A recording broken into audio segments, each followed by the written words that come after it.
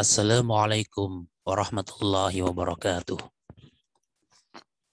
Alhamdulillah wassalatu wassalamu ala Rasulillah wa ala alihi wa ashabihi wa man wala amma ba'du. Kaum muslimin wal muslimat, ikhwani wa akhwati yang kami hormati rahimani wa rahimakumullah. Kita akan melanjutkan pembahasan kitab Syarah Al-Ajrumiyah karya Syekh Muhammad bin Shalih Al-Utsaimin rahimahullah. Kita masuk pertemuan yang ke-23 dari pembahasan kita, yaitu melanjutkan pembahasan tentang tempat-tempat bagi dhammah. Ya, ketika itu kita sudah masuk bab mengenal tanda-tanda i'rab. Ya, kita masuk mawadhi'udh dhammati, tempat-tempat bagi tanda dhammah atau harokat dhammah. Berkata pensyarah Al-Syekh Muhammad bin Shalih Al-Utsaimin rahimahullah, qauluhu, perkataan muallif, fa amma dhammatu fatakunu alamatan lirraf'i fi arba'ati mawadhi'a. Ya, pensyarah mengatakan bahwasanya muallif mengatakan, yaitu muallif dari kitab Matan Al-Ajrumiyah Al-Imam As-Sunhaji rahimahullah, maka adapun dhammah fatakunu, maka dhammah itu alamatan menjadi tanda lirraf'i bagi i'rab rafa fi arba'ati mawadhi'a, terdapat pada 4 tempat.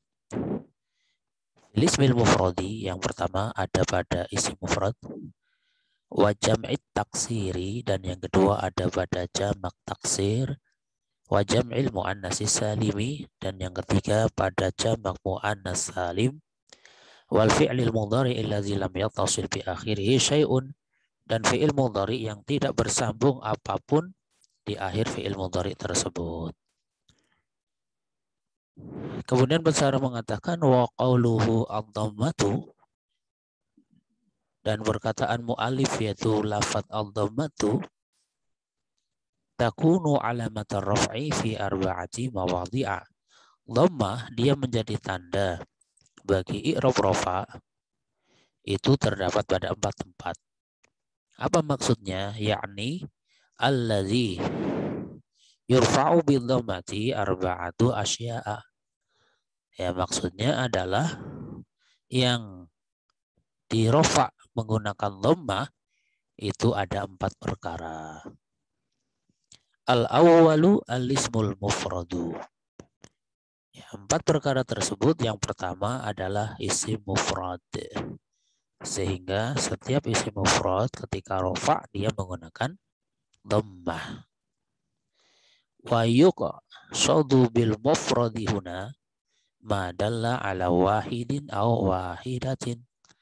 Dan yang dimaksud dengan isim mufrad di sini adalah isim yang menunjukkan terhadap satu, baik untuk mudzakar ataupun untuk muannas. Ya, simpelnya mufrad itu ya menunjukkan satu.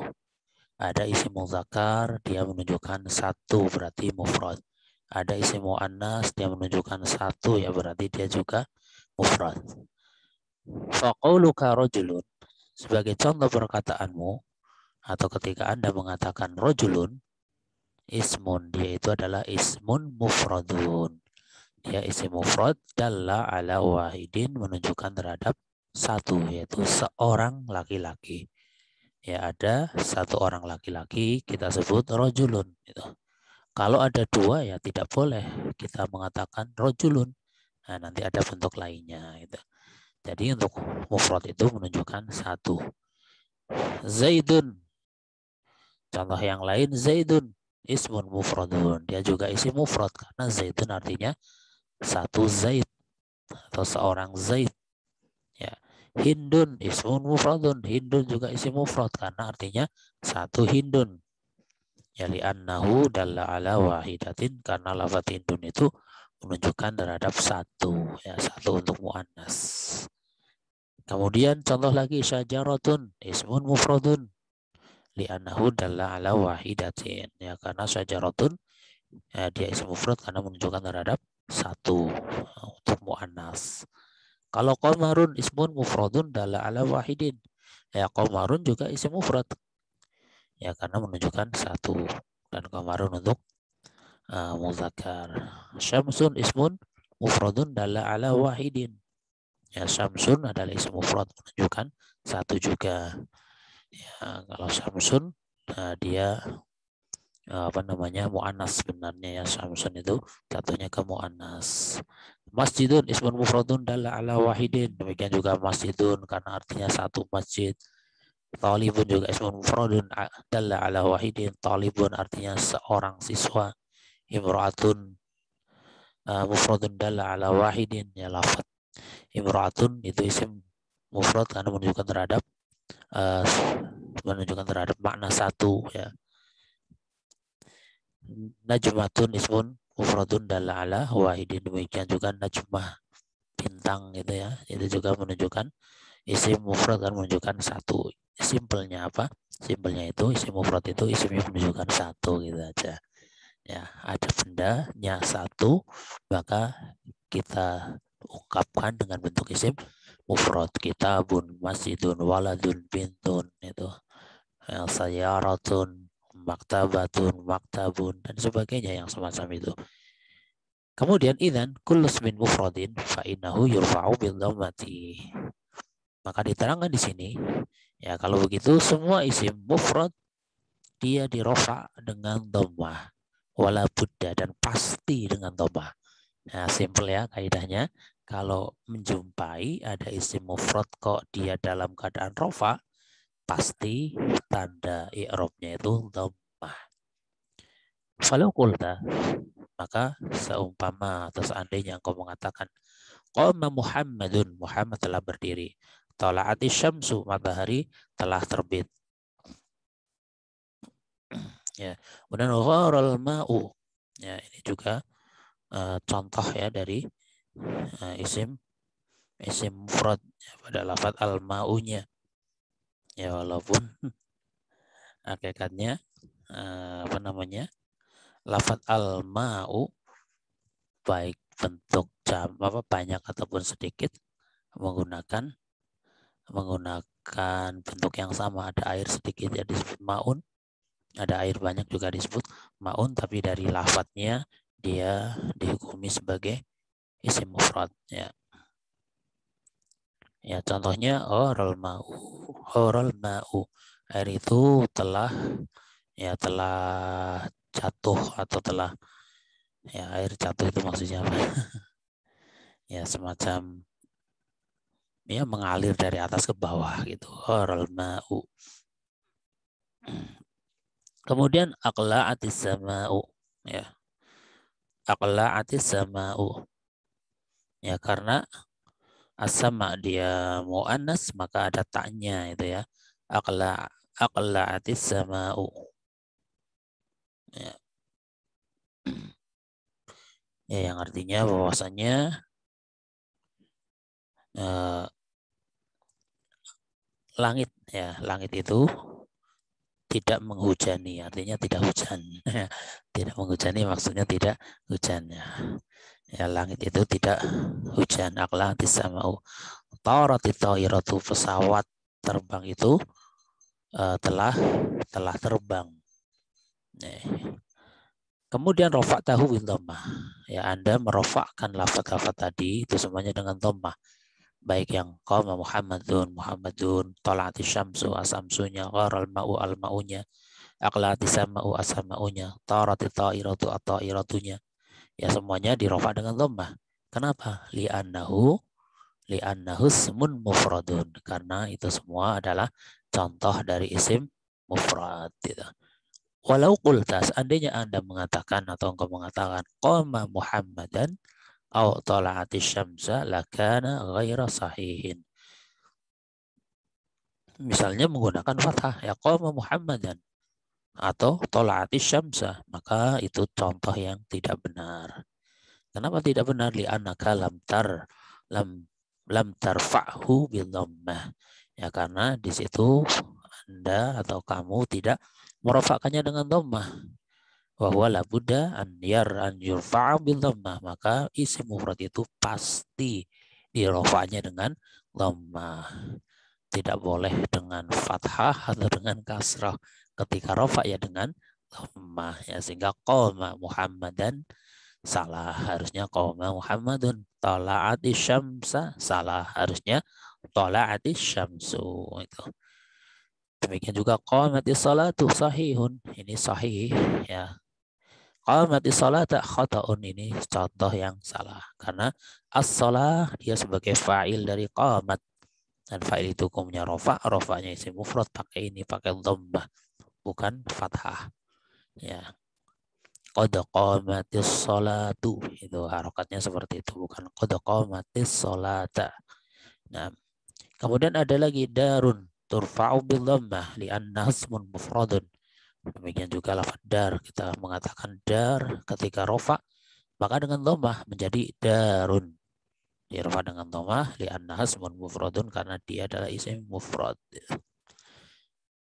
Demikian juga contoh yang lain banyak ya, babun, kemudian darajatun. Ya, ya kalau darajah itu pakai alif ya.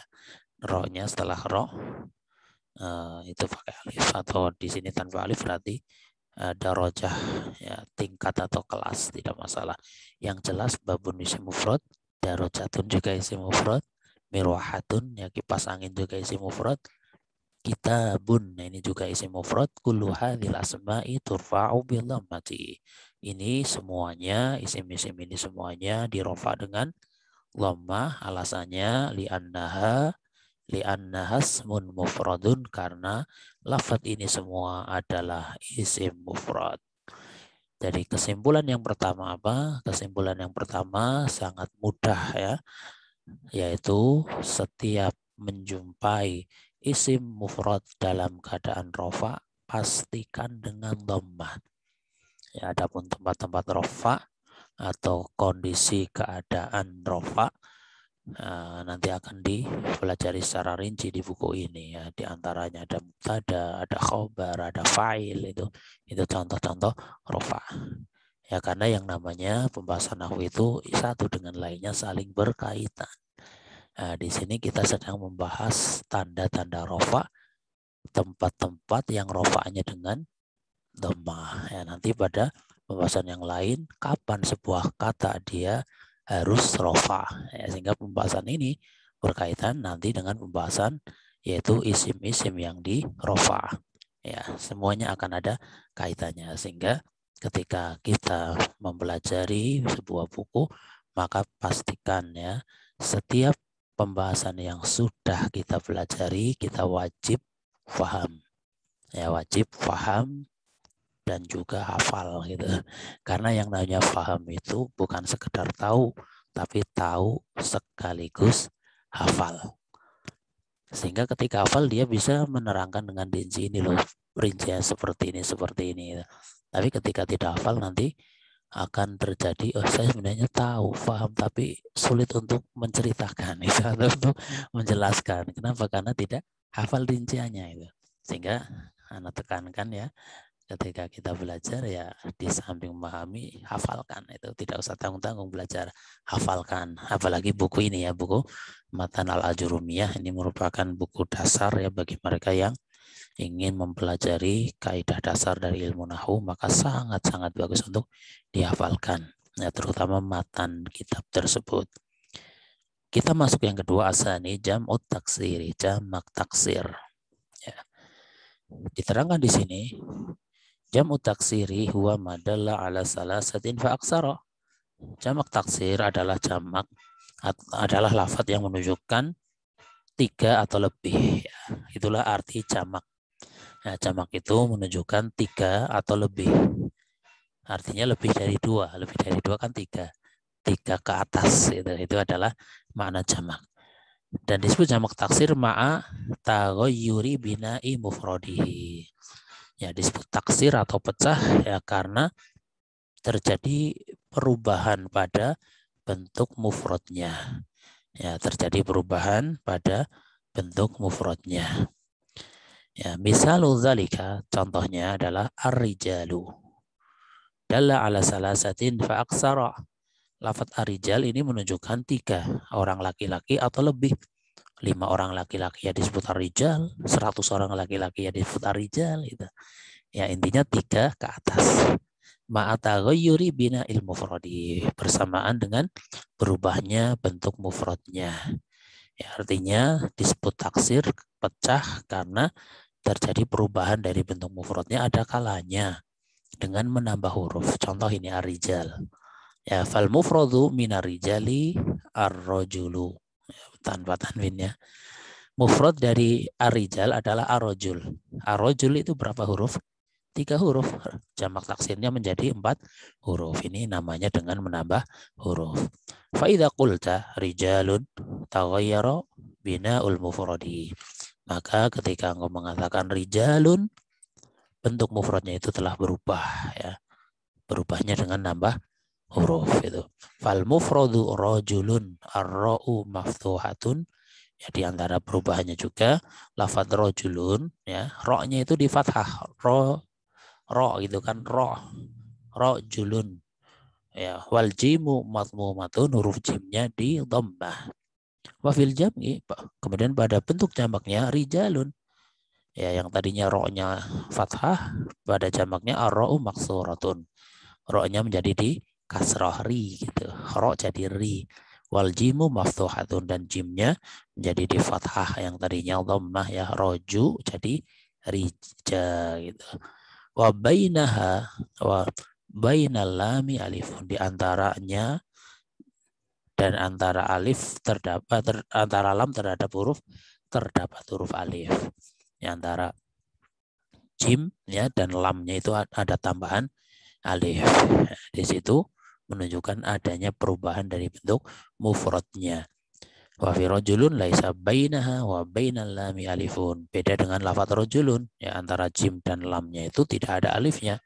Rajulun kan langsung 3 huruf, rijalun menjadi 4 huruf itu, ada tambahan alif. Idzan taghayyara bina'ul mufradi. Kalau begitu bisa kita simpulkan di sini terjadi perubahan bentuk mufradnya. Walihadza nusammihi jam'a taksirin. Ya, oleh karena itu kita menyebutnya atau memberikan istilah kepada lafaz yang semacam ini dengan jamak taksir. Ya, jamak yang pecah dari mufradnya, li'annana kasarnal mufrada. Ya, karena kita telah memecah bentuk mufradnya. Bentuk mufradnya itu telah berubah. Yang mecah ya berubah, itu merubah bentuk mufradnya. Wa ataina bi suratin jadidatin, kemudian kita menampilkan bentuk yang baru. Gitu. Bukan lagi dari mufrad tersebut, tapi bentuk yang baru. Itulah alasan kenapa disebut sebagai jamak taksir. Ya, yang jelas terjadi perubahan pada mufradnya, ada perubahan harokat, dan kadang ada perubahan penambahan huruf, atau kadang ya pengurangan huruf itu kadang. Ya, contoh rasulun, jamaknya jadi rusulun, 4 huruf jadi 3 huruf. Dan kadang perubahannya hanya harokatnya saja. Ya, asadun, seekor singa, jamaknya usudun ya, banyak singa atau beberapa singa gitu. Hurufnya sama, hurufnya sama, jumlah hurufnya sama, tapi yang berubah cuma harokatnya. Itulah jamak taksir. Yang jelas untuk jamak taksir, ketika kita belum tahu apa jamak taksir dari sebuah lafaz, silahkan lihat ke kamus ya, lihat ke kamus. Kemudian kita lanjutkan. Wa idza qulta a'rabun jam'u a'rabiyin, al-a'rabu jam'u taksirin. Ya, misal engkau mengatakan a'rabun, ini jamak dari a'rabi, maka al-a'rab adalah jamak taksir. Li'annahu taghayyara bina'ul mufradi, karena pada a'rabun menjadi a'rabiyun ya, di situ terjadi perubahan pada bentuk mufradnya. Lakinnahu tahayyara binaqsin. Akan tapi di sini perubahannya itu adalah perubahan yang sifatnya adalah nakes ya. Ya pada lafaz a'rabun ya.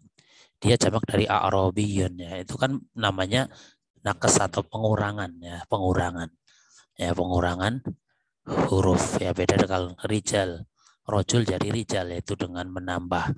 Kalau ini dengan mengurangi. Ya. A'rabiyun itu kan hurufnya lebih banyak dibandingkan a'rabun. Ya, contohnya tadi Rasulun 4 huruf jadi rusulun. Nah, jadi 3 huruf itu kan. Ya, kitabun 4 huruf jadi kutubun itu. Itu namanya nakes. Tahoyurnya atau perubahannya adalah nakes. Lakinnahu taghayyara bin naqsin. Perubahannya dengan mengurangi. Idan, ya kalau begitu apa kesimpulannya? Jam'u taksiri ahyanan yazidu itu. Jamak taksir ada kalanya itu dengan menambah huruf misla rijalin. Contohnya rijalin, tadinya 3 jadi 4. Wa ahyanan yanqusu. Dan ada kalanya dengan berkurang hurufnya misla a'rabun aqallu min a'rabiyin. A'rabun ini jamak taksirnya lebih sedikit dibandingkan a'rabiyin yang dia isim mufradnya itu.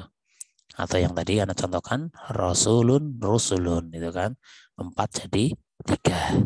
Fanusammi hadza jama' taksirin. Maka kita memberikan istilah atau menamai yang semacam ini dengan jamak taksir. Ya, contoh lagi baitun mufradun wa buyutun jam'u taksirin. Ya, kalau ini dengan menambah atau mengurangi, ya menambah. Baitun 3 huruf, buyutun jadi 4 huruf jamak taksirnya. Ya li'anna bina al-mufradi tahayyara. Alasan dia disebut jamak taksir karena mufradnya telah berubah. Wa abiyatun. Nah, ini abiyatun jamak taksirin. Demikian juga abiyat ini jamak dari bait. Ya cuma bedanya kalau jamaknya buyutun maka bait artinya rumah.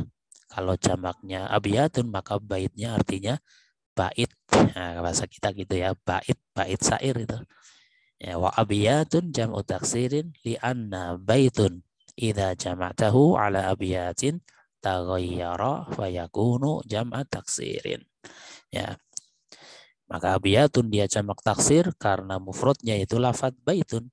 Apabila engkau menjamakkan menjadi abiyat, di situ ada taghayyara, ada perubahan. Maka lafadz abiyatun dia adalah jamak taksir. Ya, demikian juga aba'iru jamu taksirin li'anna mufradahu ba'irun wa tahoyyaral mufradu. Aba'ir ini jamak taksir karena mufradnya ba'ir. Di situ terjadi perubahan pada mufradnya. Usudun jam'u asad ya. Ya, jamak asad ada asadun, usudun. Nah, di sini ada tambahan wawu usudun.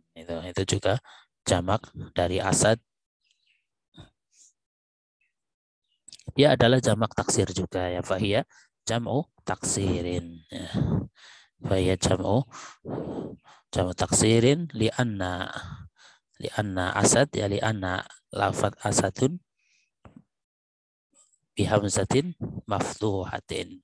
Ya lafad asadun itu lafad asadun dia menggunakan hamzah yang di fathah.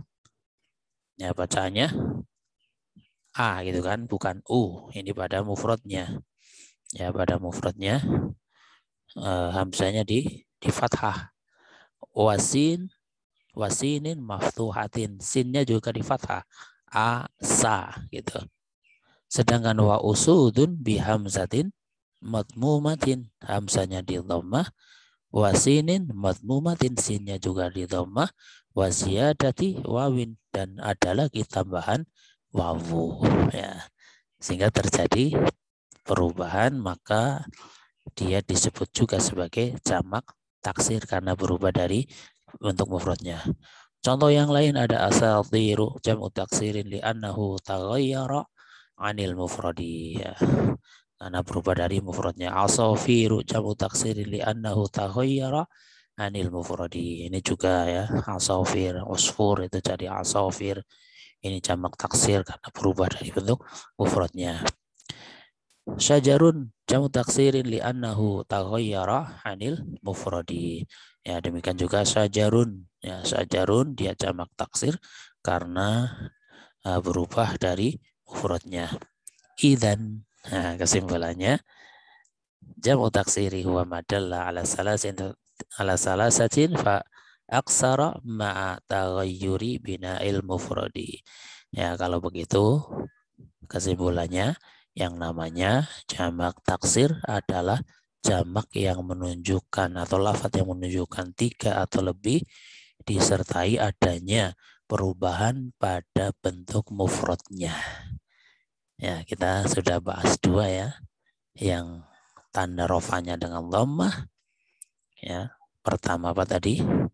Isim mufrad, dan yang kedua adalah jamak taksir. Sehingga ketika kita menjumpai ada isim mufrad dan jamak taksir dalam keadaan rofa, maka pastikan dengan harokat dhammah. Ya, contoh rofa adalah mubtada. Ya, ketika ada isim dia sebagai mubtada, maka jangan ragu kalau dia bentuknya isim mufrad ya pakai dhammah. Kalau bentuknya jamak taksir juga pakai dhammah. Misalnya at-talibu, ya. At-talibu mujtahidun, itu kan dua-duanya isim mufrad menggunakan dhammah. Ya, at-talibunya isim mufrad menggunakan dhammah, mujtahidunnya juga isim mufrad menggunakan dhammah karena dua-duanya rafa. Ya. Ketika misalnya kalimatnya at-tullabu, ya, menggunakan jamak. At-tullabu aghniya'u. Nah, ini dua-duanya menggunakan jamak taksir. Karena dua-duanya rofa, mubtada khobar, maka sama-sama menggunakan dhammah. At-tullabunya dia mubtada sehingga rofa dan berupa jamak taksir, maka pakai dhammah. Aghniya'u dia khobar yang hukumnya rofa juga bentuknya jamak taksir, maka menggunakan dhammah, ya, sehingga dengan kita mengumpulkan sedikit-sedikit kaidah yang ada dijadikan sebagai pemahaman, nanti bisa dijadikan sebagai modal bagi kita untuk mulai membaca tulisan-tulisan yang tanpa harokat atau yang sering disebut dengan istilah yaitu tulisan Arab gundul gitu ya. Ya, ini ya bahasa Arab yang tanpa harokat gitu. Ya, kita cukupkan ya sampai di sini untuk pembahasan kali ini, yaitu tentang isim mufrad dan jamak taksir. Insya Allah untuk yang ketiga dan yang berikutnya kita akan lanjutkan pada pertemuan-pertemuan berikutnya. Atas kesalahan, kekurangan yang ada, ana minta maaf yang sebesar-besarnya. Wallahu a'lam bishawab. Subhanakallahumma bihamdika asyhadu an la ilaha illa anta astaghfiruka wa atubu ilaik. Wassalamualaikum warahmatullahi wabarakatuh.